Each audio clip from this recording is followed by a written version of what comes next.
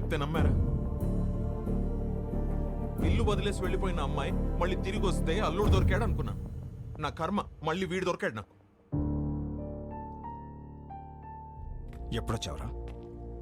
నానాది ఎప్పుడొచ్చావు? ఎవరి కోసం వచ్చావా అని అడగండి. విభా కోసమే వచ్చాను. నాకు ఈ పెళ్లి కరెక్ట్ కాదు. లైఫ్ పార్ట్నర్ని సెలెక్ట్ చేయడంలో నీకెందుకురా అంత కన్ఫ్యూజన్? ఆ అమ్మాయి అడిగిన 4 పిచ్చి ప్రశ్నలు 4 రోజుల వరకే సరిపోతాయిరా. దాని తర్వాత రియాలిటీస్ చూసినప్పుడు ఈ ఫ్యాంటసీస్ ఏవి మిమ్మల్ని కలిపుంచావు. కలిపుంచేది ఒక్కటే ఉంది, సర్దుకుపోయే గుణం. సక్సెస్ఫుల్ కాపురానికి కావలసిన ఫస్ట్ ఎలిజిబిలిటీ అది. ఆ రియాలిటీ మాకు తెలుసు కాబట్టే అందరం కలిసి పక్క పక్కన ఇలా హ్యాపీగా ఉంటున్నాం. అది అర్థం కాకే పెళ్లికి ఎలిజిబిలిటీస్ ఉన్నా కన్ఫ్యూజ్ అవుతున్నాం. అర్థం కాంది మీకే నాన్నా. కాపురానికి వేరే ఎలిజిబిలిటీస్ ఉన్నాయి. అలా ఉంటే నా కూతురి పాటికి నీ పక్కనే ఉండాలిగా. ఏది వస్తుంది. రాదు. వస్తుంది. రాదు.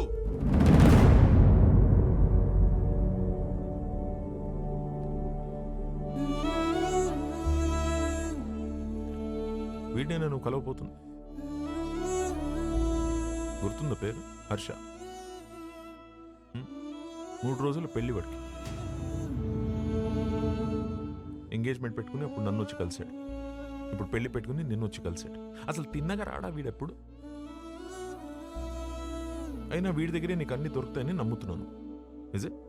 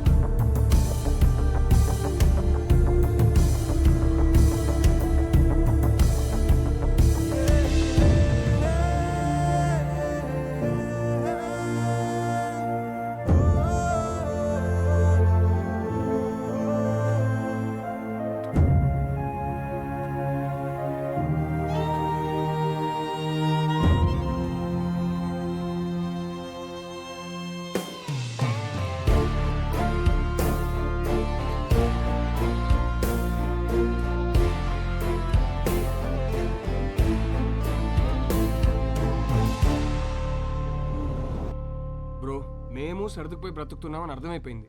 ఇంకేదో దారి ఉందన్నావుగా, అది చెప్పి చావచ్చుగా. అది చెప్తే అర్థం కాదు, ప్రూవ్ చేయాలి. అది ప్రూవ్ చేయాలంటే నా పక్కన విభా ఉండాలి. ఇన్నిసార్లు ఫోన్ చేసి ఫోన్ ఎత్తలేదంటే తను మళ్ళీ హర్ట్ అయి ఉంటుంది. తను హర్ట్ అయితే వచ్చి మొహం పైన జోకులేస్తుంది. అది జరగలేదు కాబట్టి నాకు ఇంకా హోప్ ఉంది. సరే, మాకు టైం అవుతుంది. పక్కనే పెళ్ళికి వెళ్తున్నాం. నిన్నెక్కడ డ్రాప్ చేయాలో చెప్పు. ఎవరి పెళ్ళికి బ్రదర్? మేఘా, హర్ష. మేఘా నీకేమవుతుంది?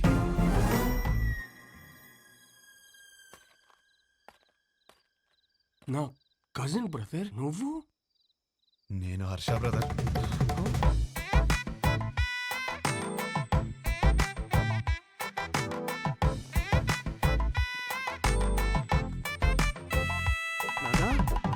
ఏంటి నాన్న నీ ప్రాబ్లము? మేఘాన్ని చేసుకుంటే లైఫ్ ఎంత బాగుంటుందో తెలుసా? చెప్పు నీ మనసులో ఏదో ఉంది, చెప్పురా నాకు ఒకసారి చెప్పు. ఈ పెళ్లి చేసుకుంటే నీతో కాపురం చేసినట్టు ఉంటుందిరా. నాతో కాపురం చేసినట్టు ఉంటుందా? ఎంత బాగా చూస్తున్నారా నిన్ను. చోకొట్టి పడుకోబెట్టాను, ఊకొట్టి లేపాను, ఎప్పుడేటప్పుడు మ్యాగీ నూడిల్స్ పెట్టాను. ఇంకా ఆపరా. For the first time I think I need a shoulder రా. For the first not the shoulder I want, but రేయ్, when nothing is available, go for the reachable. Come on.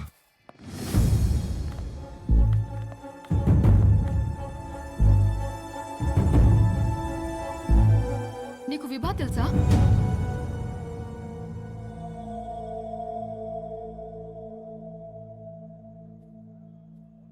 అరే, తెలియకపోవడం ఏంటి? ఎంత పెద్ద స్టాండప్ కమెడియన్. పెళ్లికి సంగీత్లని చాలా boring. This time it's standup time. Come on, get ready. ఏంటి బావ ఇది? ఆపేలు రావడం ఏంటి? షో చేయడానికి వచ్చింది, నవ్వించి వెళ్ళిపోతుంది. నవ్వించకపోయినా పర్వాలేదు, నవ్వుల పాలు చేయకపోతే చాలు.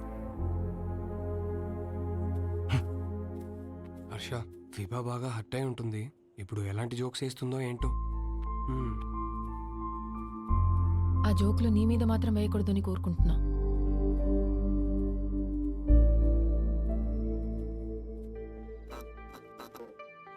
ఇండియన్ హిస్టరీలో, జాగ్రఫీలో, ఫిజిక్స్లో, కెమిస్ట్రీలో ఫర్ ద ఫస్ట్ టైం పెళ్లిలో stand up. This is Vibha. Congratulations to the bride and groom. Thank you. మా బతుకు బస్ స్టాండ్ అవ్వకుండా కాపాడేదే మొగుడు పెళ్ళాల జోక్స్. అమ్మా తల్లి, మామే జోకులు వద్దమ్మా. అరే వద్దమ్మా, వద్దా? వద్దు. సరే, నా గురించి చెప్తా. నా లైఫ్లో నన్ను బాగా ఇన్ఫ్లుయెన్స్ చేసిన ఒక వ్యక్తి ఉన్నాడు. అతని పేరు సుబ్బు. మా నాన్న.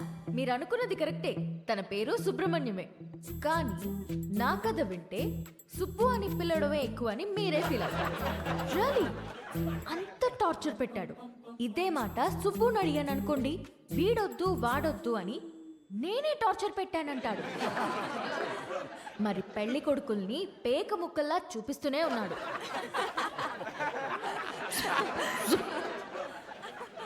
నేనేమో కింగ్ని ఎక్స్పెక్ట్ చేస్తుంటే 13 కార్డులో జోకర్లే. 13 జోకర్లనే చూపిస్తుంటే నేనేం చేస్తాను? కేంద్రా నేను అప్పుడొచ్చాడు నా రాజకుమారుడు.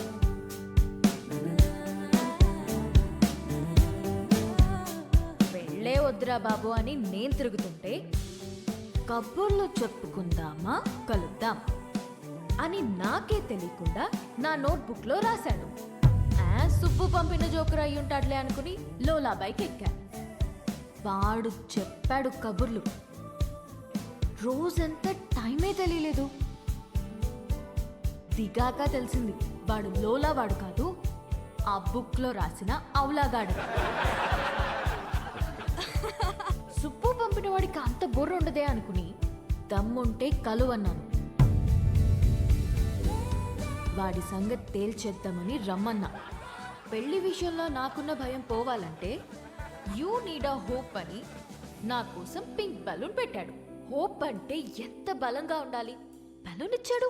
అది ఆలోచించుకుంటూ సిటీ మొత్తం తిరిగాను. అప్పుడు తగిలాడు ఒకడు. చుట్టూ పొదలు, మనుషులు లేరు. వెన్నులో వణుకు మొదలైంది. ఏం కావాలరా అని అడిగితే ఒక్క ఛాన్స్ ఇమ్మన్నాడు. ఎలాగో ఎస్కేప్ అయ్యి ఇంటికొచ్చాను గాని వణుకు మాత్రం తగ్గలేదు. ఎవరితోనైనా మాట్లాడితే భయం పోతుందని కాంటాక్ట్ లిస్ట్ మొత్తం వెతికాను. ఎవరికే చేయాలనిపించలేదు. సుబ్బుకి చేద్దామంటే అక్కడికి ఎందుకు వెళ్ళావు, అక్కడేం పని నీకు అని మొదలెడతాడు. నా సిచ్యువేషన్ని అర్థం చేసుకోడు. సడన్గా ఒంటరిగా ఉన్నానని అనిపించింది. కాంటాక్ట్ లిస్ట్లో ఎన్ని వందల పేర్లు ఉన్నాయని కాదు, అవసరమైనప్పుడు మన ఎమోషన్స్ని షేర్ చేసుకోవడానికి మనకంటూ ఒకడు ఉండాలి. అందుకే పెళ్లి చేస్తారేమో. అప్పుడొచ్చింది మెసేజ్ వాడి దగ్గర నుండి, calm down, you're not alone అని. ఆ ఒక్క మాట నాకు ధైర్యాన్ని ఇచ్చింది.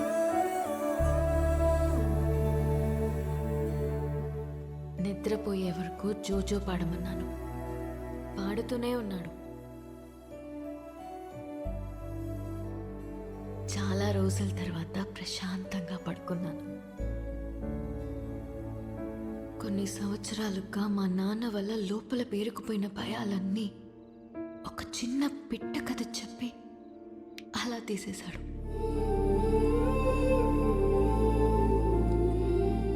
కనిపించకుండానే ఒక కాపురం చూపించాడు. కలుద్దామనుకున్నా. మా నాన్నకి హీ ఈజ్ ద వన్ అని చూపించాలని వెయిట్ చేశాను. అంతలోనే మా నాన్న షాక్ ఇచ్చాడు. వాడికి పెళ్ళి అని.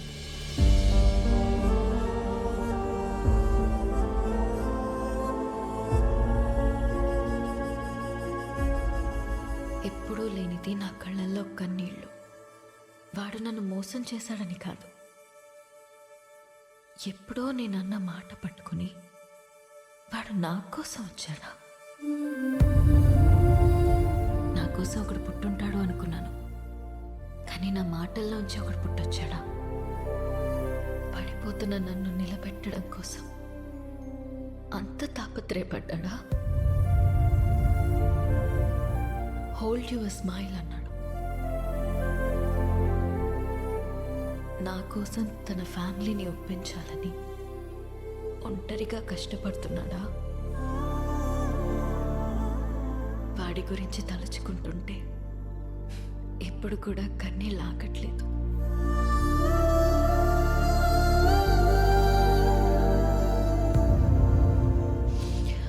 ఇప్పటికిప్పుడు వాడిని హక్ చేసుకోవాలనుంది,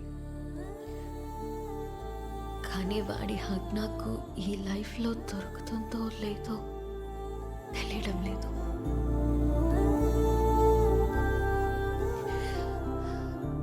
కథ మధ్యలో ఆపేస్తున్నందుకు క్షమించండి.